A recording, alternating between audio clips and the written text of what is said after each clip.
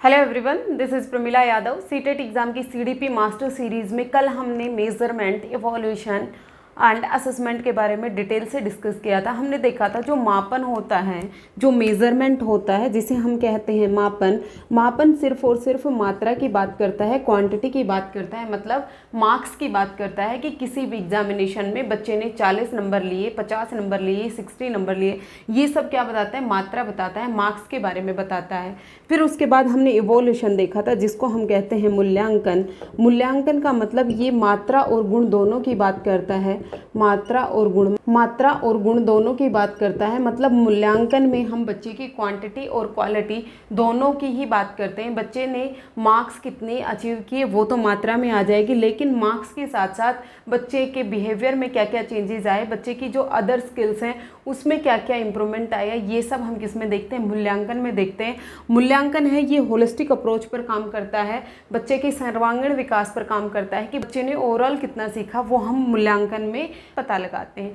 ये सब कल हमने डिटेल में डिस्कस कर लिया था। आज का हमारा टॉपिक रहेगा आंकलन, जिसको हम बोलते हैं असेसमेंट। असेसमेंट के बारे में कल भी हमने थोड़ा सा डिस्कस किया था।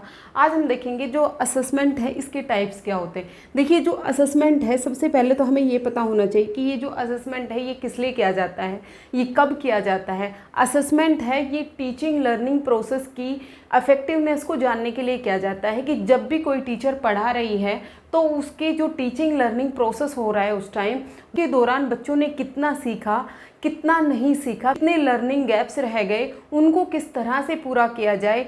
टीचर की जो टीचिंग स्टाइल है उसमें क्या क्या डेफिशिएंसी रही, उसमें क्या क्या कमियां रहीं, उसमें किस तरह के सुधार की आवश्यकता है। इसी तरह से बच्चे के सीखने में कौन सी कमियां रहीं, उनको किस तरह से सुधारा जा सकता है, ये सब असेसमेंट के दौरान देखा जाता है, आंकलन के दौरान देखा जाता है। ये याद रखिएगा, जो आंकलन है वो एक प्रोसेस होता है, मतलब ये एक प्रक्रिया होती है। ये प्रक्रिया जब से इंस्ट्रक्शन शुरू होती है, जब भी टीचर पढ़ाना शुरू करता है तब से लेकर और एंड ऑफ द इंस्ट्रक्शन जब तक पढ़ाना ख़त्म कर देता है तब तक आंकलन चलता रहता है। आंकलन प्रोडक्ट ना होकर क्या है? प्रोसेस है। ये प्रोडक्ट नहीं है, ये क्या है? प्रोसेस है। जो आंकलन है ये पूरे इंस्ट्रक्शन के दौरान चलता रहता है। असेसमेंट है ये सिर्फ और सिर्फ स्टूडेंट्स का ही नहीं होता है। असेसमेंट आपके टीचर्स का एंड आपके स्टूडेंट्स बोथ होते हैं। ऐसा नहीं है कि हमें सिर्फ और सिर्फ स्टूडेंट्स की कमियों का ही पता लगाना है, इसमें हम टीचर्स की भी कमियों का पता लगाएंगे कि टीचर ने जिस तरह की पेडागोजिकल अप्रोच का यूज़ किया, जिस तरह की टीचिंग मेथड का यूज़ किया, क्या वो उस क्लास के अकॉर्डिंग अप्रोप्रिएट था, क्या स्टूडेंट्स उसे समझ पाए, और अगर नहीं समझ पाए तो टीचर को यहाँ से फीडबैक मिलती है, पृष्ठ पोषण मिलता है कि आप अपनी जो टीचिंग स्टाइल है उसको चेंज कीजिए। टीचर अपनी टीचिंग स्टाइल में चेंज करके फिर से रीटीच करता है और फिर से वो बच्चों को सिखाने की कोशिश करता है। मतलब यहाँ पर आंकलन में असेसमेंट जब हो रहा होता है तो वहाँ पर सुधार की गुंजाइश होती है, वहाँ पर इम्प्रूवमेंट की गुंजाइश होती है, दोनों में, स्टूडेंट्स में भी और टीचर में। जब टीचर पढ़ा रहे होते हैं तब वो ये देखते हैं कि जो स्टूडेंट्स हैं उनके सीखने में कहाँ कमियां रही हैं, स्टूडेंट को कौन कौन सा पोर्शन नहीं समझ में आया, उसको रीटीच कर सकते हैं, दोबारा पढ़ा सकते हैं। अब जो आज का टॉपिक है टाइप्स ऑफ असेसमेंट, यहाँ से क्वेश्चन खूब पूछे जाते हैं। मेनली तो जो असेसमेंट है इसके 2 ही टाइप्स होते हैं, फॉर्मेटिव एंड समेटिव, लेकिन हम असेसमेंट के 4 टाइप पढ़ने वाले हैं। कौन कौन से? सबसे पहले आता है आपका प्लेसमेंट, फिर प्लेसमेंट असेसमेंट, फिर उसके बाद आता है आपका फॉर्मेटिव असेसमेंट, फिर आता है डायग्नोस्टिक असेसमेंट, फिर आता है समेटिव असेसमेंट। एक इंस्ट्रक्शन के दौरान, एक टीचिंग इंस्ट्रक्शन के दौरान ये जो 4 टाइप ऑफ असेसमेंट हैं ये होते हैं। सबसे पहले प्लेसमेंट असेसमेंट आएगा, सबसे पहले आएगा प्लेसमेंट असेसमेंट, फिर उसके बाद आता है फॉर्मेटिव, जिसको हम बोलते हैं संरचनात्मक, फिर आता है हमारा डायग्नोस्टिक, और फिर आता है समेटिव। ये 4 टाइप के असेसमेंट होते हैं और ये इसी सीक्वेंस में भी होते हैं। जब टीचर कोई भी इंस्ट्रक्शन शुरू करता है, जब टीचर क्लास में पढ़ाने आता है तो सबसे पहले वो क्या करता है? प्लेसमेंट असेसमेंट करता है। प्लेसमेंट असेसमेंट किस लिए किया जाता है? बच्चे की पूर्व ज्ञान के बारे में जानने के लिए कि पहले से बच्चा कितना जानता है। मान लीजिए हमें बच्चे को मल्टीप्लिकेशन सिखाना है, मल्टीप्लाई करना सिखाना है कि मल्टीप्लाई किस तरह से करते हैं। मल्टीप्लाई सिखाने से पहले हमें ये देख लेना है क्या बच्चे को डिजिट्स के बारे में नॉलेज है, क्या बच्चे को संख्याओं के बारे में नॉलेज है, नंबर्स के बारे में नॉलेज है। फिर उसके बाद हम देखेंगे कि क्या बच्चे को पहाड़े आते हैं, मतलब टेबल आती है। अगर बच्चे को टेबल नहीं आ रही होगी तो बच्चा मल्टीप्लाई नहीं सीख पाएगा। इसका मतलब क्या हुआ, हम ये पहले ये देखते हैं कि बच्चे को कितना आता है। कोई भी एक टॉपिक शुरू करने से पहले जब टीचर बच्चों के पूर्व ज्ञान के बारे में जानना चाहता है, और ये जो पूर्व ज्ञान के बारे में जानता है ये मोस्टली मौखिक होता है, मौखिक ओरली जानता है। वो बच्चों से प्रश्न उत्तर करता है, क्वेश्चन आंसर करता है। बच्चे जिस तरह से आंसर देते हैं टीचर ये अंदाज़ा लगा लेता है कि बच्चे की जो नॉलेज है वो इस लेवल की है। फिर उसी लेवल से टीचर पढ़ाना शुरू करता है। मान लीजिए टीचर प्लेसमेंट असेसमेंट नहीं करे, टीचर बच्चे के पूर्व ज्ञान के बारे में ना जाने, तो वहाँ पर लर्निंग गैप्स रह जाएंगे, वहाँ पर बच्चा नहीं सीख पाएगा। अगर हम बच्चे को मल्टीप्लाई सिखा रहे हैं लेकिन बच्चे को टेबल नहीं आती है, बच्चे को पहाड़े नहीं आते हैं, तो बच्चा मल्टीप्लाई सीख ही नहीं पाएगा। सबसे पहले हमें बच्चे को मल्टीप्लाई सिखाने के लिए सबसे पहले हमें बच्चे को टेबल सिखानी पड़ेगी, पहाड़े सिखाने पड़ेंगे, तभी वो उसे सीख पाएगा। तो इसलिए जो प्लेसमेंट असेसमेंट है ये बहुत ज़्यादा ज़रूरी है। तो ये जो प्लेसमेंट असेसमेंट है ये इंस्ट्रक्शन से पहले होती है, इसलिए हम इसे प्री असेसमेंट भी कह देते हैं। प्री असेसमेंट क्योंकि ये इंस्ट्रक्शन से पहले होती है, जब टीचर ने पढ़ाना शुरू नहीं किया है उससे पहले होती है, इनिशियल में होती है, सबसे शुरुआत में होती है। स्टूडेंट उस टॉपिक के बारे में कितना जानता है उसके बारे में पता लगाने के लिए प्लेसमेंट असेसमेंट किया जाता है। आई थिंक अब कोई भी कंफ्यूजन नहीं बचेगा। जो प्लेसमेंट असेसमेंट है ये टॉपिक पढ़ाने से पहले किया जाता है। बच्चे की जो प्रायर नॉलेज है, बच्चा पहले से कितना जानता है, बच्चे का जो पूर्व ज्ञान है वो किस लेवल का है, उसको जानने के लिए प्लेसमेंट असेसमेंट किया जाता है। फिर उसके बाद नेक्स्ट टाइप आता है फॉर्मेटिव असेसमेंट, जिसको हम बोलते हैं संरचनात्मक असेसमेंट। संरचनात्मक असेसमेंट को हम असेसमेंट फॉर लर्निंग भी बोलते हैं। असेसमेंट फॉर लर्निंग,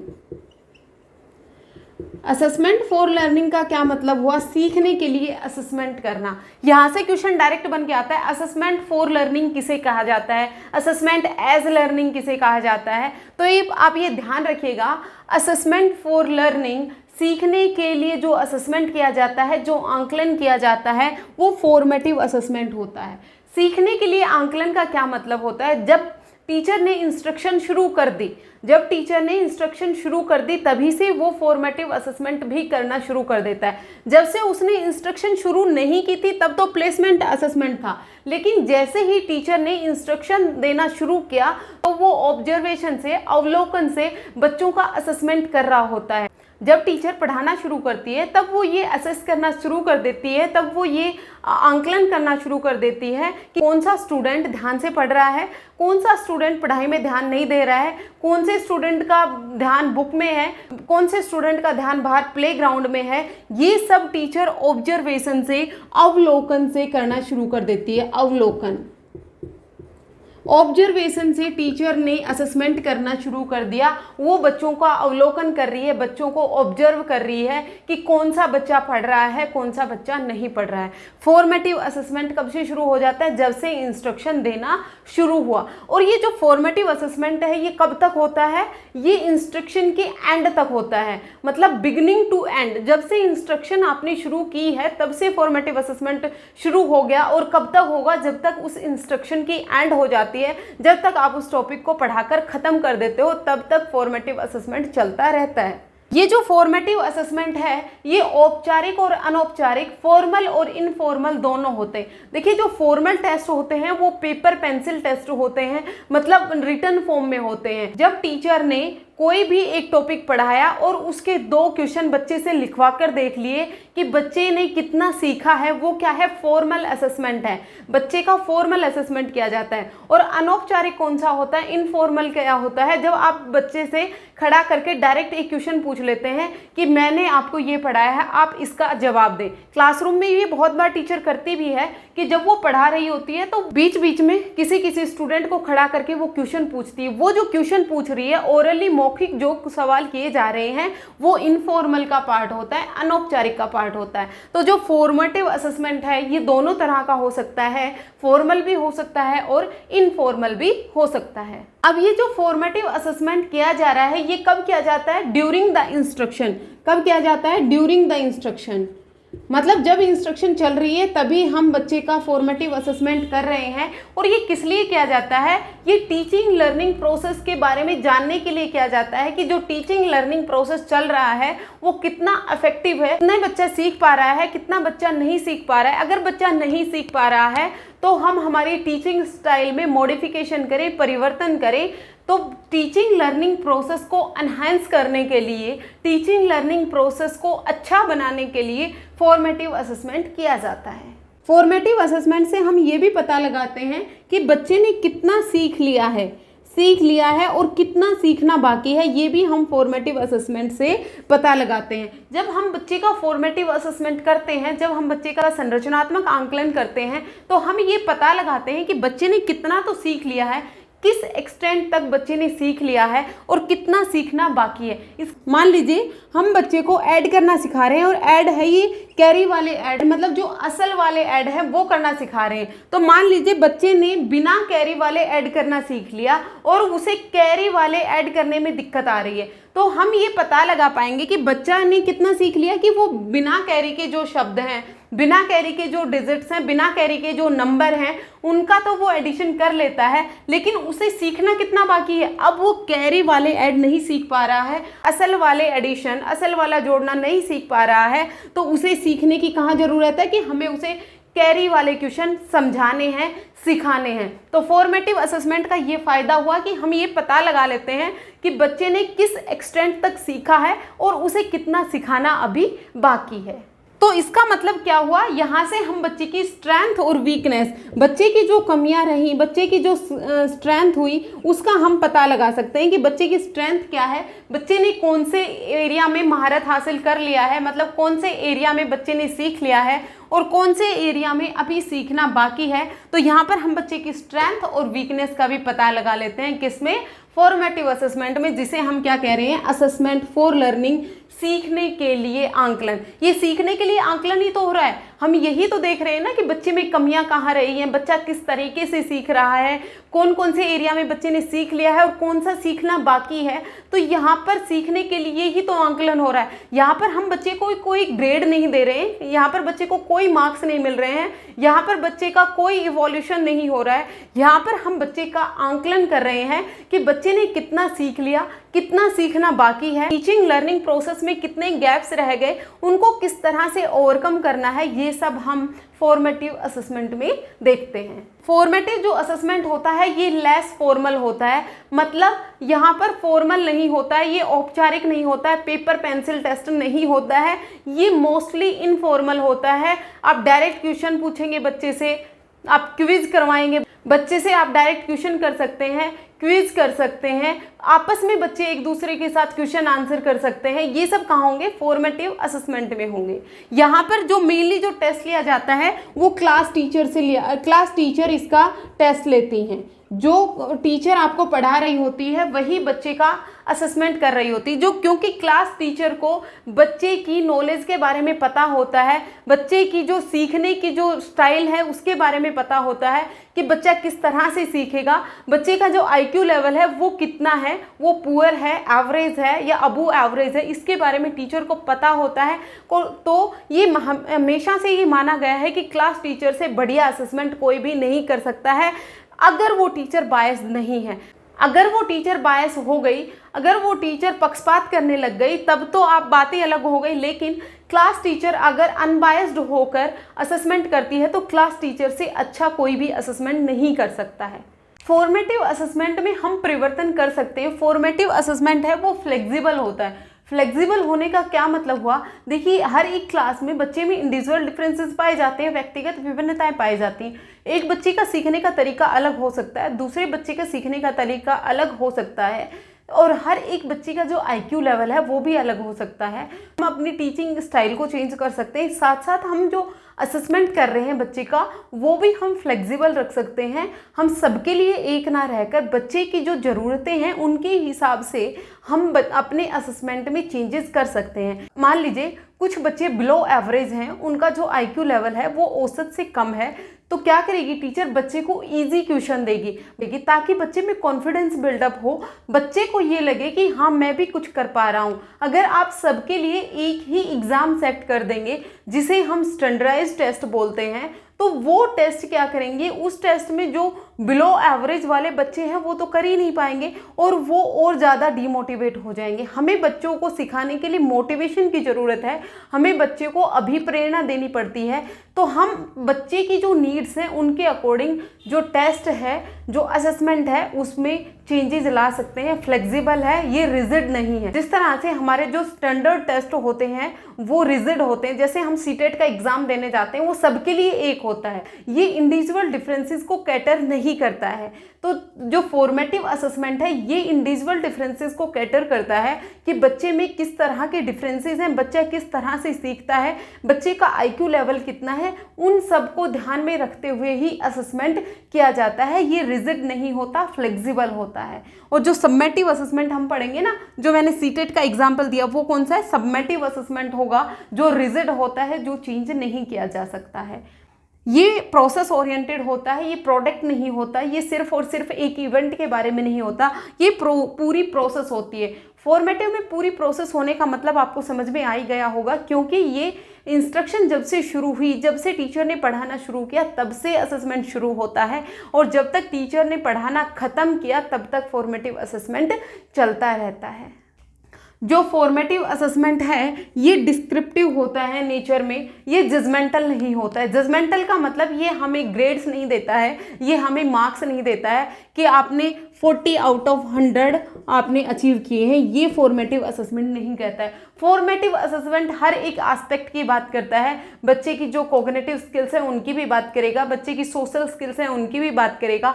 ये सिर्फ और सिर्फ एकेडमिक्स की बात नहीं करता है, अदर जो को करिकुलर एक्टिविटीज़ हैं उन पर भी फोकस करता है कि कोई बच्चा पेंटिंग में बहुत अच्छा है, कोई बच्चा ड्राइंग में बहुत अच्छा है, किसी बच्चे की भाषा पर पकड़ बहुत अच्छी है। तो फॉर्मेटिव असेसमेंट है वो उसी तरह से होता है, फ्लेक्सिबल होता है, ये जजमेंटल नहीं होता, ये डिस्क्रिप्टिव होता है। इसमें बच्चे की हर एक स्किल्स के बारे में डिटेल में बताया जाता है कि बच्चे में इस तरह की स्किल्स हैं तो हम बच्चे की उन्हीं स्किल्स पर काम कर सकते हैं। ये सिर्फ और सिर्फ जजमेंटल नहीं होता, ये हमें मार्क्स नहीं देता है। फॉर्मेटिव असेसमेंट के कुछ टूल्स हैं जिनसे हम बच्चे का संरचनात्मक आंकलन कर सकते हैं, मतलब सीखने के लिए जो आंकलन कर रहे हैं उसके लिए टूल्स कौन कौन से हैं। ऑब्जर्वेशन है, अवलोकन है, टीचर अपनी क्लास को ऑब्जर्व कर रही है कि बच्चा किस तरह से सीखना है। ऑब्जर्वेशन से हम फॉर्मेटिव असेसमेंट कर सकते हैं। 1-to-1 कन्वर्सेशन कर सकते हैं, हम टीचर और स्टूडेंट की कन्वर्सेशन हो सकती है, बातचीत हो सकती है, उससे हम पता लगा सकते हैं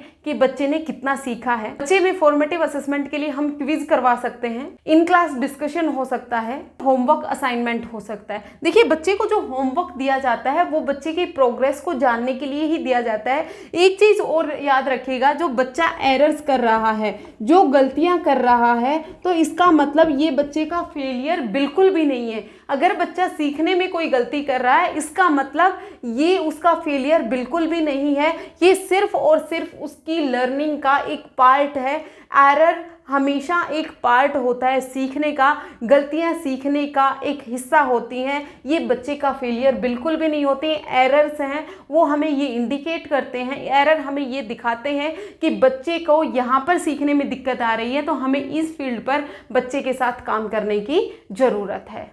तो आई होप फॉर्मेटिव असेसमेंट समझ में आ गया होगा। फॉर्मेटिव असेसमेंट है, ये एक प्रोसेस होती है, पूरी प्रक्रिया होती है जो इंस्ट्रक्शंस के स्टार्टिंग से शुरू होती है और एंड तक चलती रहती है। इसमें क्विज हो सकते हैं, ऑब्जर्वेशन हो सकती है, 1-to-1 कन्वर्सेशन हो सकती है, या फिर क्लासरूम में जो डिस्कशन हो रहा है वो भी, या फिर जो होमवर्क हम बच्चे को देते हैं, ये सब हमारे फॉर्मेटिव असेसमेंट का ही पार्ट हैं।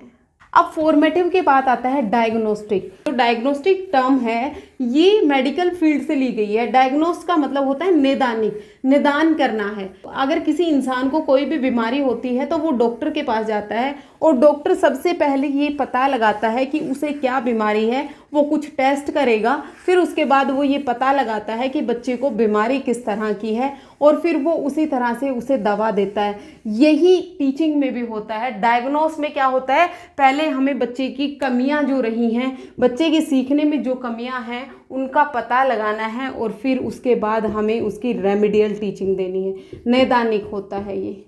देखिए, डायग्नोस्टिक टेस्ट और रेमेडियल टीचिंग, ये दो शब्द बहुत बार प्रयोग किए जाते हैं। सीटेट बहुत बार पूछता भी है। डायग्नोस्टिक टेस्ट होगा और रेमेडियल टीचिंग होती है। डायग्नोस्टिक टेस्ट का क्या मतलब है, आपने बच्चे को कोई भी टॉपिक सिखा दिया है लेकिन उस सीखने में कुछ कमियां रह गई हैं, उन कमियों के कारणों को जानने के लिए जो टेस्ट किया जाता है उसे हम डायग्नोस्टिक टेस्ट कहते हैं।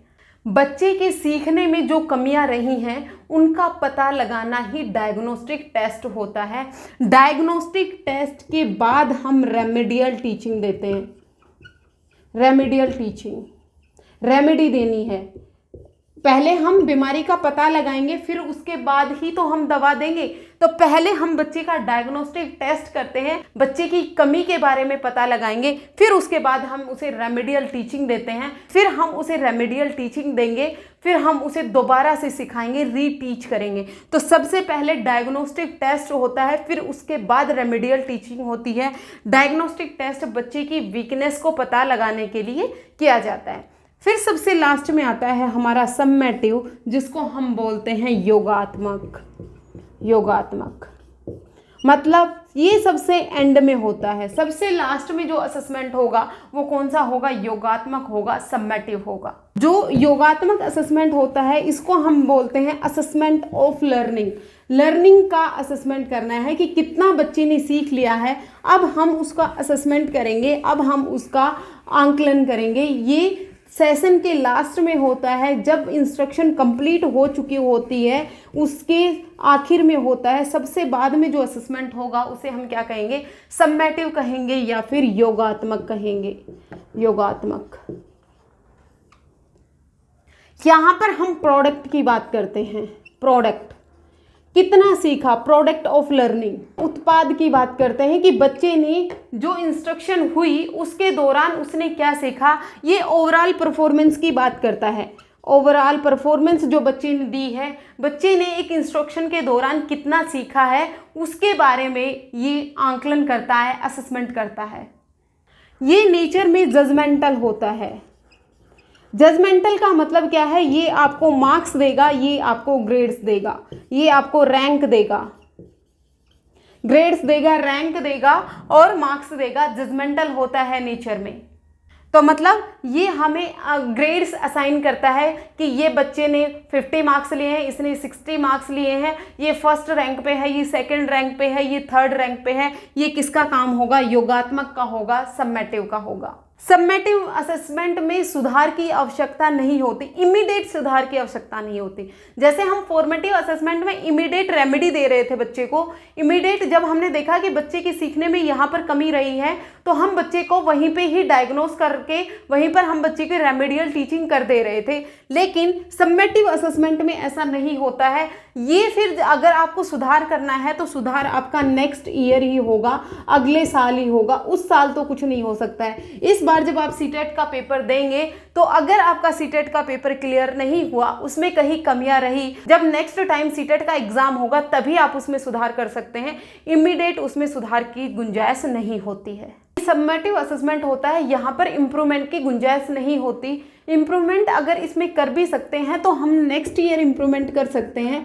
नेक्स्ट ईयर इम्प्रूवमेंट का क्या मतलब हुआ कि जब एक एकेडमिक सेशन कंप्लीट हो जाएगा और नेक्स्ट एकेडमिक सेशन में जब हम जाएंगे, जब अगर टीचिंग और लर्निंग में कोई भी डेफिशिएंसी रही है, कोई भी कमियां रही हैं, तो वो नेक्स्ट सेशन में ही सुधार सकते हैं। यहाँ पर इमीडिएट इम्प्रूवमेंट की कोई भी गुंजाइश नहीं होती। जैसे आप सीटेट का एग्ज़ाम देने जाएंगे, जब आप सीटेट का एग्ज़ाम देने जाएंगे, अगर उसमें किसी कारणों की वजह से आपके 89 मार्क्स आए, आपको 90 में क्वालिफाई करना है, लेकिन अगर आपको 89 मार्क्स आए हैं तो यहाँ पर क्या हुआ, 1 नंबर की कमी रह गई और इसने आपको जजमेंट का पास कर दिया, इसने जजमेंटल कर दिया कि आप फेल हो गए हैं। यहाँ पर जब आप सुधार करेंगे तो नेक्स्ट जब सीटेट का एग्जाम होगा तभी आप इसमें सुधार कर सकते हैं। यहाँ पर इमीडिएट सुधार की गुंजाइश नहीं होती है, एक लॉन्ग टर्म के बाद ही आप उसमें मॉडिफिकेशन कर सकते हैं, इंप्रूवमेंट कर सकते हैं। सबमेटिव असेसमेंट है, ये आउटकम ओरिएंटेड होगा। आउटकम ओरिएंट का होने का मतलब क्या है कि ये रिजल्ट की बात करता है, ये प्रोडक्ट की बात करता है कि रिजल्ट में आपके कितने मार्क्स आए।